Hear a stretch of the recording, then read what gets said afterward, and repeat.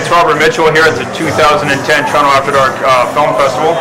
And tonight we screened I Spit on Your Grave, which I have to say in the 5 years of this festival is probably the most intense film that's ever screened here. And I'm honored to have the director, Stephen Monroe, beside me. Welcome to Toronto. How's it going? Good. Good. So I guess perhaps my first question would be, what attracted you to the remake and the material? What did you see in the material that you said, I want to helm this project? Well, it's you know, it's that reaction when I saw the film when I was young. It's one of those films that stay with you because it's, you know, it kind of gets under your skin and stays with you.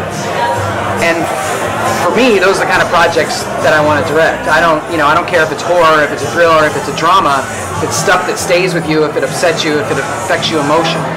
That's the kind of stuff. And, you know, I think the subject matter of this film is very upsetting.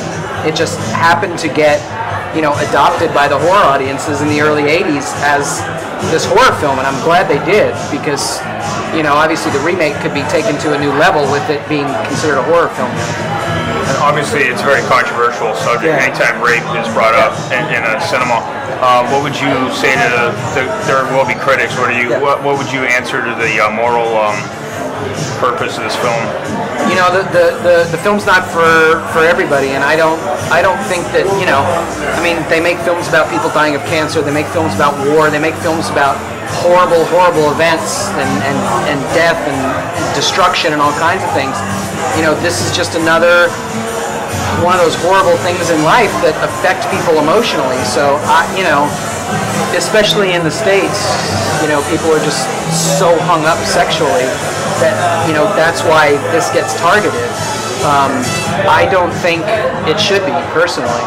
You know, I think you know, if we don't push buttons and take chances when we're making films, then, you know, we should all just go see Julia Roberts movies. Well, that's where the art form of cinema is. And cinema can be a cathartic act. Yeah. And nobody's saying, hey, you have to see this movie. You go into it on your own volition. Exactly. Yeah. Yeah. You've been a camera operator for many years. That was a long time ago, yeah. And I was just wondering, since you've had so much experience physically with the camera, what did you bring to this film visually? Well, you know, you can ask any of the DPs that work with me, and especially Neil Lisk, my cameraman from this movie, that you know, I come into the movie with the complete overall look. I set up the shots, I pick the lenses. You know, my DP is very, very, very important to me, because if I don't have someone that gets me, we don't work well together. So it takes a certain kind of cameraman that wants to work with me. So you know, I have an overall visual style, and I line up the shots, and, you know, whenever possible, whenever it works, I operate the camera still too. I still love to, you know. So I can't make a movie if I can't do both. If I can't, you know, concentrate on performances and on the look of the film and the story and all that. If I can't do all those things, then I shouldn't be directing. Well, they're all very important ingredients to the filmmaking process. Yeah. I see the original director's name is on the credit roll at the very starting of the film. Did you ever meet with him? Oh yeah, absolutely. Yeah, I met him the first time right after they signed me to do the film. They brought me in for the first script meeting after that. I was involved in the script meetings after that, and he was there. So it started with that. He saw dailies while we were shooting. He came to the set for a couple days while we were shooting. He saw my cut of the film. He saw the final print of the film. So he's been involved from day one. So we know each other very well now. So when you were a younger man and saw the original, and probably never thought you'd ever meet the director of that and work so closely with him. Right.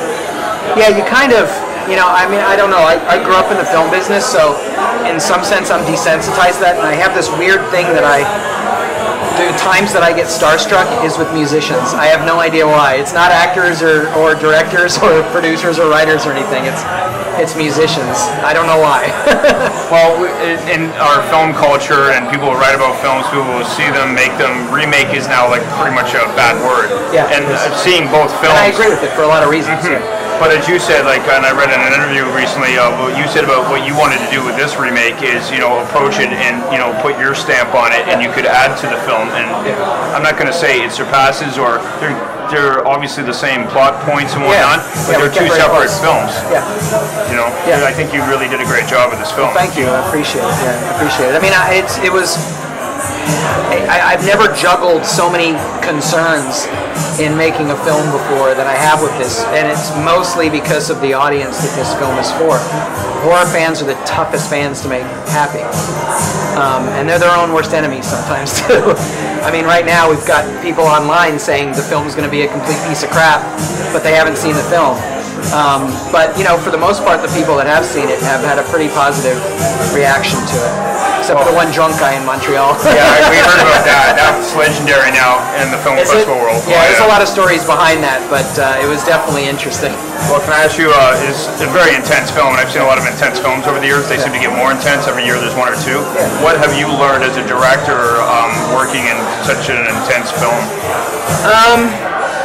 I mean, I've dealt with a lot of really dramatic content before, so you know, mostly what I learned from this is, with dealing with the remake, is how to be really careful to do that juggling act for, you've got the original fans of the movie that are very precious to the movie, and then you've got a new fan base that could potentially come in and also enjoy this film too, but they're two completely different audiences.